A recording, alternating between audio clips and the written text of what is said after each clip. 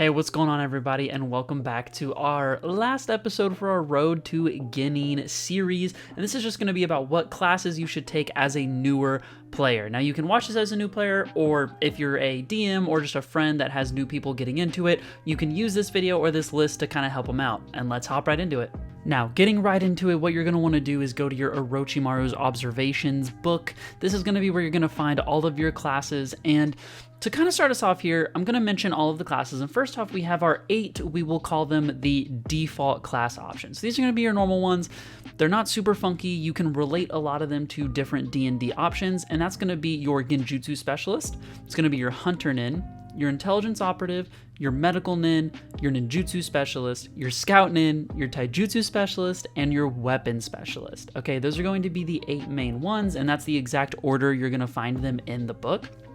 And then when it comes to the extras, so there's 3 class options that I would say are a little unique. They're very different.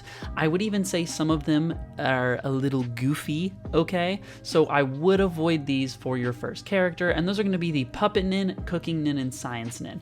I'm not gonna really talk about those very much, because again, for a new player, I wouldn't go towards them.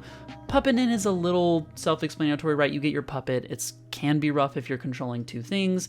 Cooking-nin is very quirky in the sense that you're a cooking ninja, so it's kind of weird. And Science-nin is, think about your Boruto, people that use the different gear and things like that.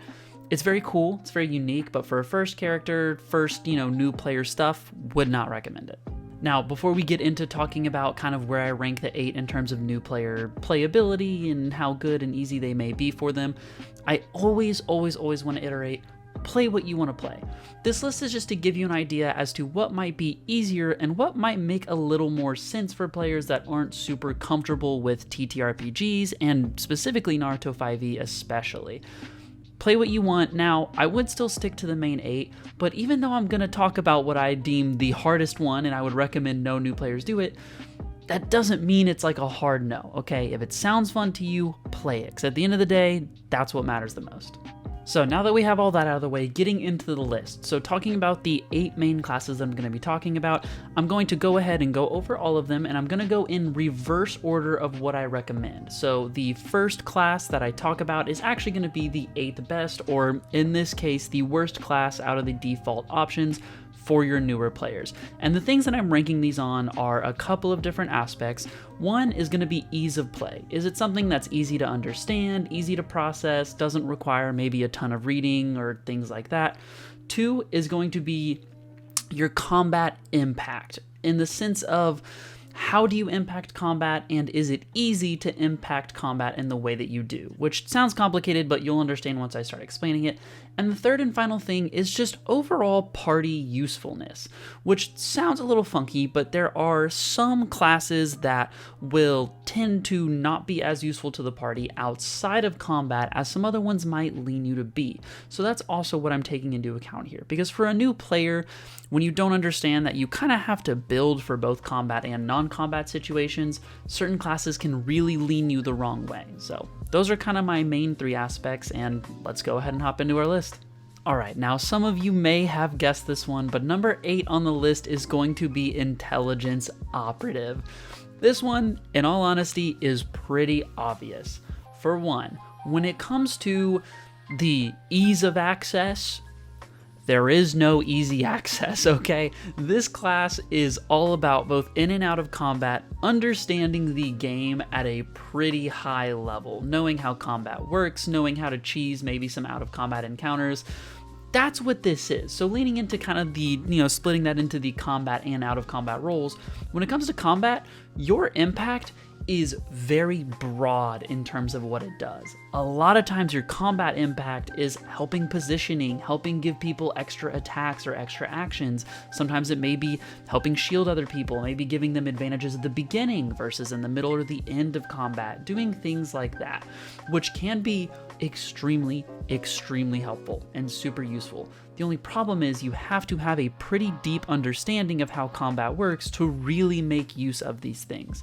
Now, jumping into the out of combat, that is a part where this class can actually be a little more helpful, because since you're going to be more than likely intelligence based, you get a lot of pretty good skills that help you along, but Nonetheless, when it comes to combat, this is pretty much by far, hands down, one of the harder classes to pilot and actually use correctly.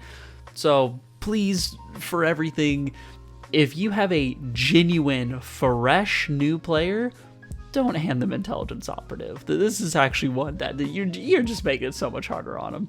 And coming in at number 7, we have Genjutsu Specialist, which is probably another one that, for those of you that know Naruto 5e, can understand why. When it comes to Genjutsu Specialist, overall, lots of reading. You have a lot of things to understand, whether it be different effects, whether it be how your genjutsus work, and the fact that genjutsus themselves are then split into further subcategories. So ease of access, pretty rough. When it comes to combat, your combat is again very, very confusing. Now, to be clear, it can be simple. You can just spam the same ability over and over again, but if you're doing that, you're probably not getting the maximum potential that you could with all of the different area of effects that you have, all the different crowd control that you have. And if you don't know those terms that I'm using, that's another reason you probably shouldn't be using a Genjutsu Specialist, okay? In combat, you just do a lot of very wonky things, and then you also can change combat really weirdly when it turns to similar to the Intelligence Operative, making people lose turns, gain turns, a bunch of wonky stuff. Now, out of combat, I would actually say this one can sometimes be harder than Intelligence Operative. Reason being is you have more out of combat options. For someone that knows how to abuse interactions and things like that with NPCs, Genjutsu Specialist can be very, very fun because it allows you to mess with NPCs in a way that no other class gives you access to. So, if you're a new player, Genjutsu Specialist, I'd put it pretty low on your tier list if you're trying to find something that might be a good starting point. Now, coming in at number 6, and now we're getting to the point where, hey, it's still difficult, but definitely manageable for newer players, is going to be Hunter-nin. Now, Hunter-nin, if it isn't obvious, is very similar rogue-ish if you've played D&D 5e before, and that's their thing. They get lethal attack, which is the equivalent to sneak attack. That's pretty much what goes on here. And as far as it goes for ease of access, it's not terrible. With ease of access, you get a few extra abilities. Sometimes you can, get certain things, so it's nice. In terms of ease of access, it's not a whole lot of reading. It's not too crazy. Where it can be rough is combat, because when it comes to something like lethal attack, it's extra damage that is only going to proc under certain circumstances, and as long as you are meeting other aspects that are sometimes out of your control. So when it comes to playing a Hunter-nin in combat, it can be a little rough because you have to be very particular about when you hit, and how you're going about the combat. Out of combat, again, it can be a little harder. It can be rough depending on how you're trying to play it. If you're on some kind of stealth mission, it's very, very easy because you're typically going to be dexterous. It's typically going to be very easy for you to sneak around and get around people. But if it's a purely interaction one, you're not always going to have a very high charisma with this class. So it can be a little rough sometimes with certain interactions depending on how you handle it. So overall, when it comes to a Hunter-nin, I'd put it at the 6 mark. And again, it starts to become still rough for newer players, but some of these slightly more experienced ones could handle something like this. Now, my number 5 pick is actually going to surprise some people more than likely with Taijutsu Specialist. Ease of access, I want to be clear, is not that high. You can get through reading this one pretty quickly. You're good to go, whatever. The problem occurs in its combat. I think Taijutsu Specialist is deceptively easy, and what tends to happen is people get into this class, they go, oh, I am just big person that punch hard, and I hit a lot sometimes, okay? They think that's the case, and you just continue on from there. But the problem comes from choosing things like your taijutsu style, your fighting style. The subclasses have drastically different ways on how you go about it, and they're not super clear. When it comes to something like a weapon specialist, which I'll talk about later down the line, it's pretty clear when you pick a subclass as to what way you're leaning. If it's like a ranged weapon, a melee weapon, what type of damage the weapon does, it's very deliberate. You know exactly what you're getting. Taijutsu Specialist subclasses are not always that way, and you can pick a subclass and still lean it in a different direction than what it's really intended to do. And that's why Taijutsu Specialist comes in at number 5. It was close. I want to be clear, my 4 pick was almost there. out of combat, Taijutsu Specialists aren't really known for that. You don't usually pick Taijutsu Specialists for your unique out of combat experience. Typically, you hit hard and are a big, strong person, okay? Like, that's just what you do, all right? I don't know why the Russian accent kicked in there, but it felt right in the moment, okay? So, again, not that there's anything wrong with Taijutsu Specialist. You know, we're on 5. We're about at the middle of the list. Just understand if you get into it, it's combat can feel simple, or you think it's simple, and then it turns out to not be. Now, coming in at number 4 is Ninjutsu Specialist, and I know for a fact this one is going to get some heat in the comments that it should have been higher on the easy train, but hear me out before you get there. Ease of access, not too bad. All right, it's not too bad.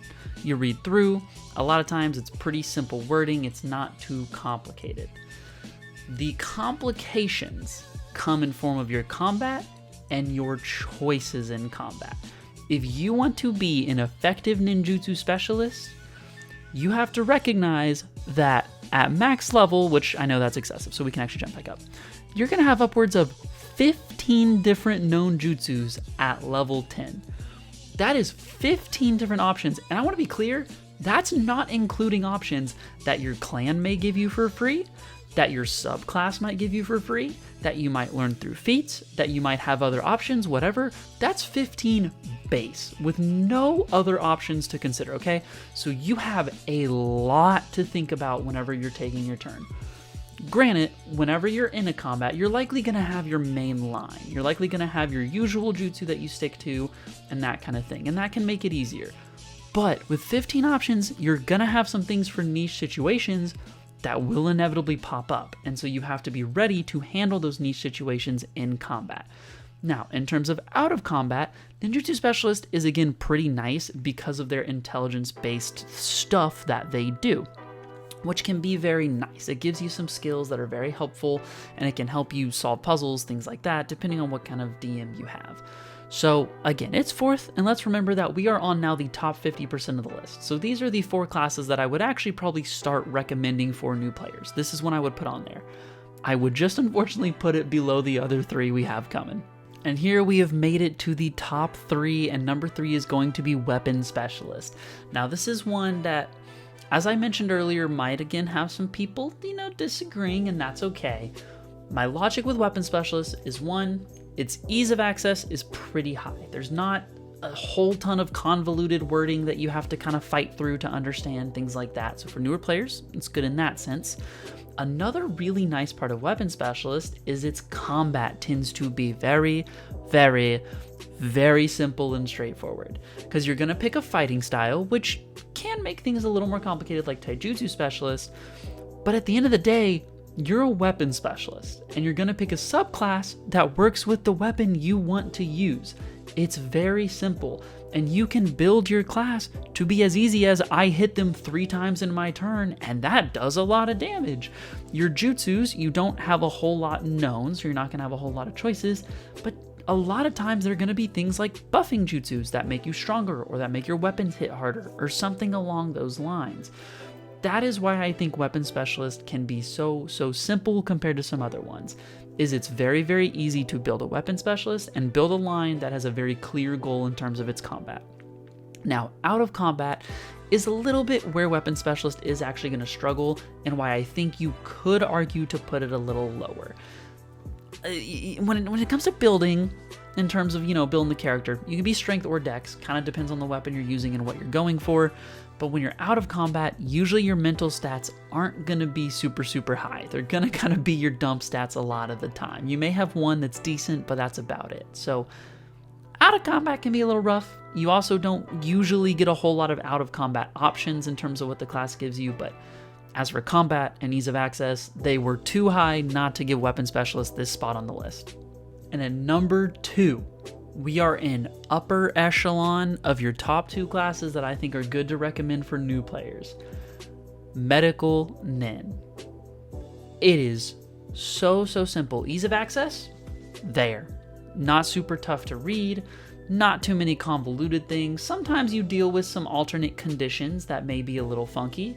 Once you get past that, it's pretty easy. And in combat, I want you to take a wild guess at what the Medical-nin's role typically is in combat. congratulations if you said any variation of healing, supporting, being a good teammate, okay? And you typically sit somewhat backline. Now, I want to be clear, there are some subclass options in terms of the Medical-nin that you can get in front line. You can get strength-based and be a little funky, all right? You can do things like debuffing. But in terms of building a basic Medical-nin that is so useful and so helpful to the team, it's not hard. You sit behind people, their health drops less than max, put it back up to max. That is your plan. So it's very nice in terms of what you want to do and how you want to do it when it comes to your actual combat. And then the nice bonuses on top of that, your out of combat actions are so good. You get a ton of jutsu known, the same amount as Ninjutsu Specialist, which gives you room and options, which can be intimidating like I talked about for Ninjutsu Specialist. But for Medical-nin, you don't need a whole lot of combat options, so you can save those for fun out-of-combat options, which are always good. It's always nice when you can have those available.